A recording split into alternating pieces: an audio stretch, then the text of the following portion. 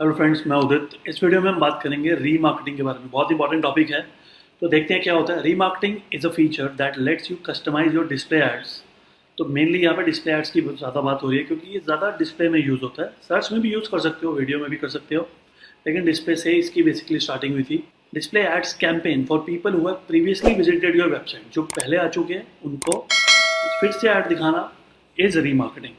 And tailor your ads using dynamic remarketing. अब यहाँ पे दो टाइप की रीमार्केटिंग होती है, एक नॉर्मल आगे डिस्कस करेंगे और एक dynamic remarketing to those visitors when they browse the web and use apps. तो बेसिकली जब वो आपकी वेबसाइट पे आएंगे और उसके बाद इंटरनेट पे कहीं और जाते हैं या कोई एप्लीकेशन यूज़ करते हैं, कोई सोशल मीडिया पे जाते हैं, वहाँ पे उनको आपकी एड्स फॉलो करेंगी। वो कंसेप्ट है रीमार्केटिंग।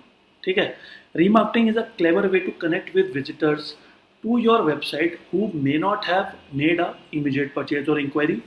ना उसने फॉर्म भरा, ना शायद कुछ परचेज किया, तो उनको वो तो आएंगे और चले जाएंगे।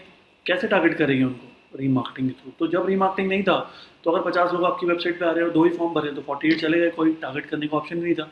लेकिन with the help of remarketing हम उन 48 को भी टारगेट कर सकते हैं और अपनी ऐड दिखा सकते हैं।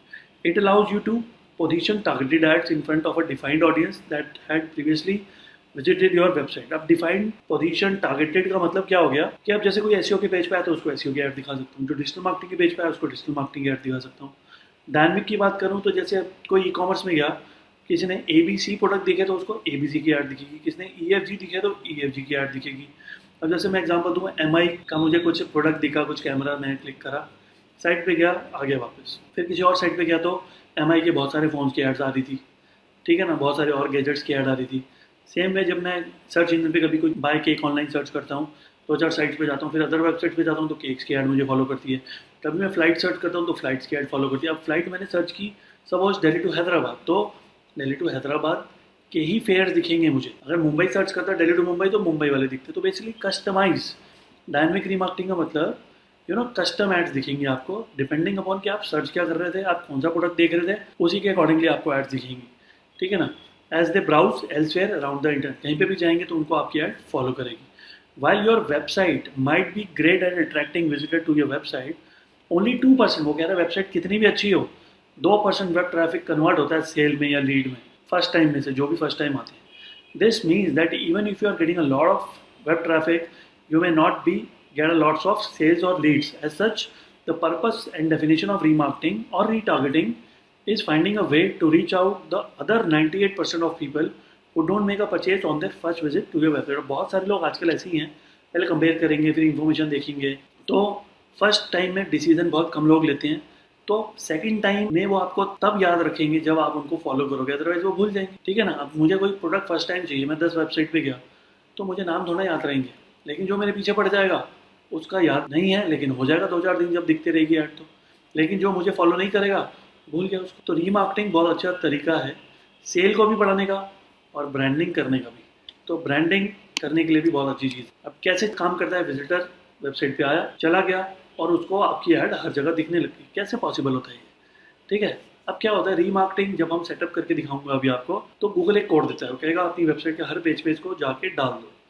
डाल दिया। अब यूज़र किसी भी पेज पे आएगा, वो रीमार्केटिंग का जो कोड है, जो टैग है, जिसको गूगल एड्स टैग बोलते हैं, उसकी हेल्प से गूगल क्या करेगा, उसके ब्राउज़र में, किसके, यूज़र के ब्राउज़र में, चाहे वो फायरफॉक्स यूज़ कर रहा है, चाहे वो क्रोम यूज़ कर रहा है, चाहे वो इंटरनेट एक्सप्लोरर यूज़ कर रहा है, चाहे वो सफारी यूज़ कर रहा है, ओपेरा यूज़ कर रहा है, जिस भी ब्राउज़र को वो यूज़ कर रहा है, उसके ब्राउज़र में एक कुकी ड्रॉप कर देगा। कुकी एक टेम्परेरी फाइल होती है, बात करते हैं अभी क्या होती है। उसके थ्रू गूगल को पता चलता रहेगा कि यूज़र किस किस साइट में जा रहा है, वो ट्रैक कर रहा है उसको। ठीक है ना।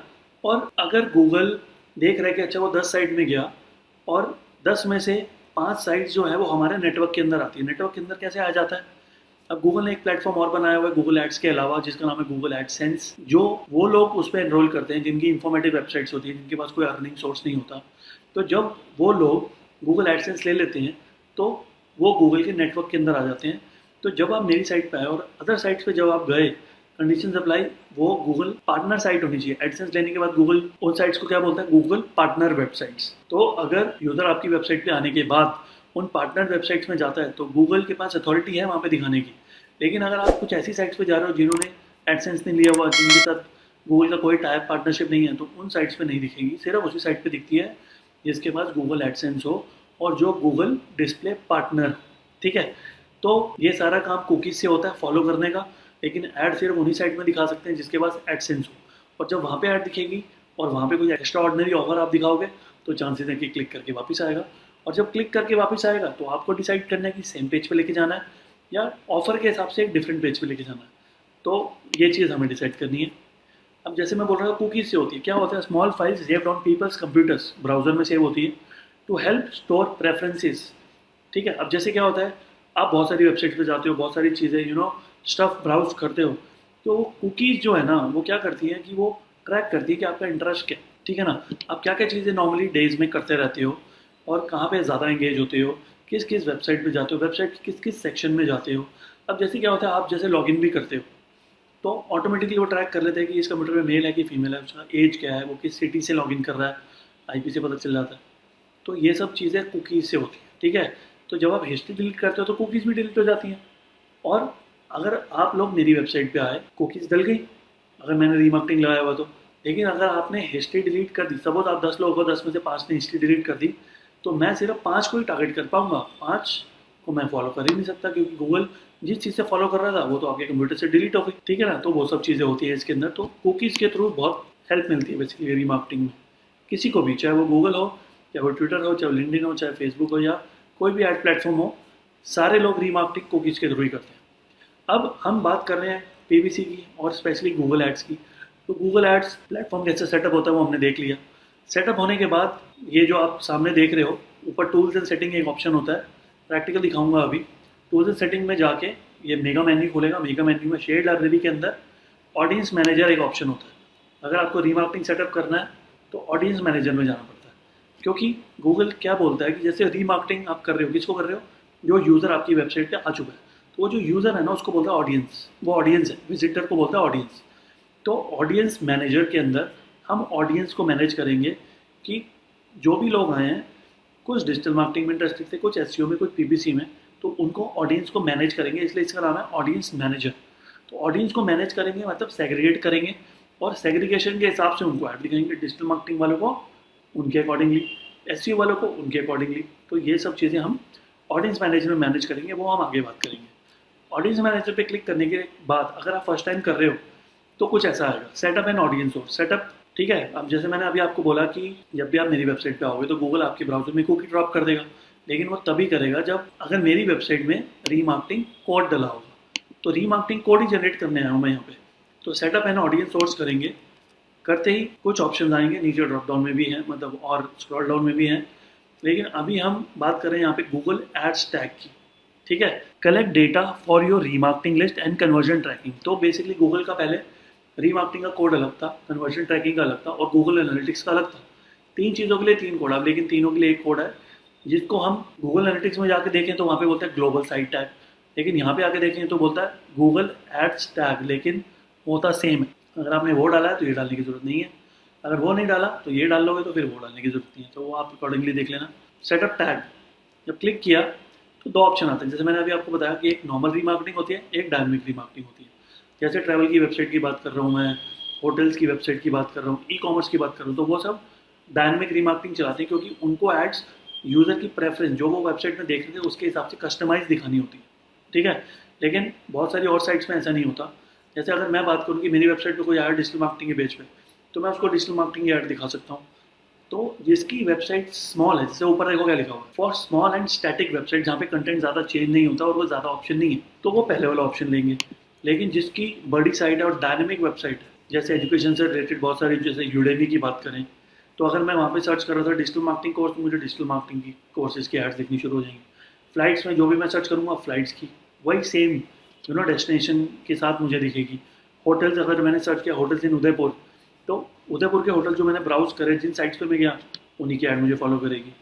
ठीक है, रियल एस्टेट 99 एकर्स की बात करें, अगर मैं कुछ भी सर्च कर रहा हूँ, प्रॉपर्टीज इन उत्तराखंड दिखनी शुरू हो जाएंगी। रेंटल, ट्रैवल, ऐसी बहुत सारी इंडस्ट्रीज इसके अंदर कवर होती है। लेकिन यहाँ पे ये पार्ट है डायनेमिक रीमार्केटिंग, लिखा है यहाँ पे देखो, शो पर्सनलाइज्ड एड्स, ऊपर ऐसा कुछ नहीं लिखा हुआ। अब चाहे आप दोनों में से कोई भी ऑप्शन ले लो, फिर बाद में आएंगे आपको टैग सेटअप करने का देंगे, तो कह रहे हैं कि इंस्टॉल द टैग योरसेल्फ। जब योरसेल्फ करोगे तो इमीडिएटली टैग आपको दे देंगे और ताकि उसको कॉपी करके पेस्ट कर दो। ईमेल द टैग, अगर आप चाहते हो कि कोई आपका डेवलपर करे, उसका ईमेल आईडी डालो, गूगल उसको भेज देगा। गूगल टैग मैनेजर मैंने आपको एसईओ का जो मेरा कोर्स है उसके अंदर मैंने इसका एक वीडियो बनाया हुआ है, उसके अंदर मैंने बताया कि ये कैसे करते हैं यूजिंग टैग मैनेजर। तो टैग मैनेजर यूज़ करके मैंने एनालिटिक्स भी बताया, वेबमास्टर भी बताया, लाइव चैट भी बताया, रीमार्केटिंग भी बताया, कन्वर्जन भी बताया। तो ये सब हम टैग मैनेजर में बता चुके हैं। तो अगर मैं पहला ऑप्शन लेता हूँ इंस्टॉल द टैग योरसेल्फ, तो कुछ ऐसा टैग मिलता है यहाँ पे, ठीक है। ग्लोबल साइट टैग लिखा हुआ है यहाँ पे भी, अदरवाइज यहाँ पे गूगल एड्स टैग भी आता है कितनी बार। तो ये मैंने स्क्रीनशॉट लिया, थोड़ा सा पुराना हो सकता है, लेटेस्ट जब मैं दिखाऊंगा आपको तो गूगल एड्स टैग लिखा होगा। ये टैग जब हम लेंगे, इसको डालना था यहाँ पे लिखा हुआ है हेड सेक्शन में डाल दो, ठीक है। तो चलते हैं।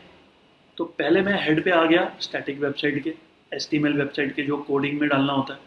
तो HTML के दो पार्ट्स होते हैं, हेड होता है, एक बॉडी होता है। तो हेड के अंदर हम देखेंगे हेड खत्म कहाँ हो रहा है, उससे पहले जाके कॉपी पेस्ट कर देंगे ग्लोबल साइट टैग। और ये अगर मैं वर्डप्रेस की बात करूँ तो हम एक प्लगइन डालेंगे जिसका नाम है इंसर्ट हेडर्स एंड फुटर्स। पहले हम प्लगइन में जाएंगे, इंस्टॉल करेंगे, एक्टिवेट करेंगे, फिर सेटिंग्स के अंदर आ जाएगा हेडर एंड फुटर, क्लिक करेंगे, इमीडिएटली आप देखोगे दो बॉक्स आ रहे हैं। ऊपर वाले बॉक्स में जो डालोगे वो वेबसाइट के हेड सेक्शन में जाएगा, नीचे वाले बॉक्स में जो डालोगे वो वेबसाइट के बॉडी सेक्शन में डाले जाएगा और ऑल ओवर द वेबसाइट जाएगा, यानी कि एक पेज पे जाएगा, सब पे जाएगा। तो वो जो कोड है जो आपको मिला है, अगर आपकी वर्डप्रेस की साइट है तो आप ऊपर वाले बॉक्स में कॉपी पेस्ट करोगे, और स्टैटिक है तो हेड में जाके कॉपी पेस्ट करोगे। तो ये सब चीज़ें मैं आपको बताता हूँ प्रैक्टिकल कैसे करते हैं। जो भी चीज़ें हमने यहाँ से स्टार्ट करी थी स्टेप 1 से। तो ये मेरा गूगल एड्स अकाउंट है, एकदम फ्रेश, कुछ भी नहीं किया हुआ इसके अंदर, ठीक है। एक वीडियो में हमने इसका सेटअप किया था और ये सेटअप तक ही रखा हुआ है अभी। तो जैसे मैं सबसे पहले गया टूल्स एंड सेटिंग्स के अंदर, फिर मैं गया शेयर लाइब्रेरी के अंदर। अब जैसे स्क्रीन थोड़ा मैंने छोटा किया हुआ है इसलिए ऐसा आ रहा है, लेकिन अगर थोड़ा सा विड्थ बढ़ाऊंगा तो ये पूरा मेगा मेन्यू की तरह आता है। तो मैं जाऊँगा ऑडियंस मैनेजर के अंदर, ऑडियंस मैनेजर के अंदर setup and audience source click करेंगे। Google ads tag, collect data for your remarketing list and conversion tracking by adding a Google ads tag to your website. दोनों के लिए एक ही टैग हो गया है। सेटअप टैग पे क्लिक करेंगे, ये नॉर्मल, ये डायनामिक, अभी नॉर्मल वाला लेंगे, ठीक है। ये लिया और कुछ भी नहीं करना, save and continue. Install the tag yourself, email the tag, use Google ad manager. तो इंस्टॉल द टैग योरसेल्फ, ये कोड आ गया नीचे। इस कोड को अगर आपकी स्टैटिक वेबसाइट है तो ये आपका पेज ऐसे खुला हुआ है, तो हेड देख लो कहाँ पे एंड हो रहा है, और उससे जस्ट पहले इसको कॉपी पेस्ट कर दो। जैसे अगर मैं डाल के दिखाऊँ आपको, अगर मैं ये चीज़ कॉपी करूँ और यहाँ पेस्ट कर दो, जिस पे आप डाल सकते हो। वापस आते हैं, अगर मैं डायनामिक वेबसाइट की बात करूँ, जैसे ये मेरी वेबसाइट है, इसका मैंने ये वर्डप्रेस का cPanel खोल लिया। सेटिंग्स के अंदर वहाँ पे जो मैंने आपको बताया वो था इंसर्ट हेडर एंड फुटर। यहाँ पे मैंने लिया हुआ हेडर एंड फुटर स्क्रिप्ट्स, दोनों सेम काम करते हैं।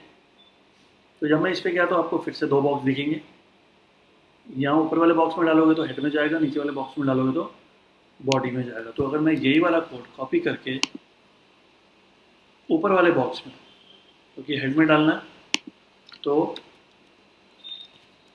कॉपी पेस्ट कर दिया, सिंपली इसको सेव कर देंगे तो वेबसाइट में प्लेस हो जाएगा, ठीक है। तो क्या किया हमने, रीमार्केटिंग क्या होता है, कुकीज़ क्या होते हैं, और रीमार्केटिंग को सेटअप कैसे करते हैं, ठीक है। अब सेटअप करने के बाद जो सबसे इंपॉर्टेंट चीज़ है, कोड तो डाल दिया, ठीक है ना। अब ये काम कैसे करता है, अब रीमार्केटिंग के अंदर ऑडियंस मैनेजर में गए थे, अभी तो हमने सिर्फ सेटअप किया, ठीक है। इसके आगे क्या होता है देखो, अब मैं क्या करता हूँ, इसको कंटिन्यू कर देता हूँ और यहाँ पे डन कर देता हूँ कि मैंने कर दिया इसको। अब आप देखोगे कि वो गूगल एड्स टैग वाला ऑप्शन हट गया यहाँ पे, क्योंकि मैंने कर दिया और वो यहाँ पे ऊपर आ गया।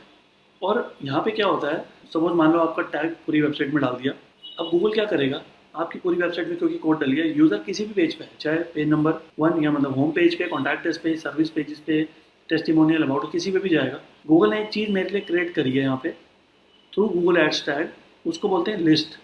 इसको आप बोल सकते हो रीमार्केटिंग लिस्ट या ऑडियंस लिस्ट। तो गूगल ने मेरे लिए एक लिस्ट बना दी है जिसमें वो सारे लोग ऐड हो जाएंगे ऑटोमेटिकली जो मेरी वेबसाइट पे आएंगे, चाहे वो किसी भी पेज पे आए। तो अगर मैं इस लिस्ट पे क्लिक करता हूँ यहाँ से या ऑडियंस लिस्ट पे, तो एक ही बात है। पहले हम यहाँ पे आए थे सेटअप करने, अभी भी मैं देख रहा हूँ यहाँ पे कुछ आया नहीं है सच, तो मैं इस पर दोबारा से एक बार रिफ्रेश कर लेता हूँ पेज को,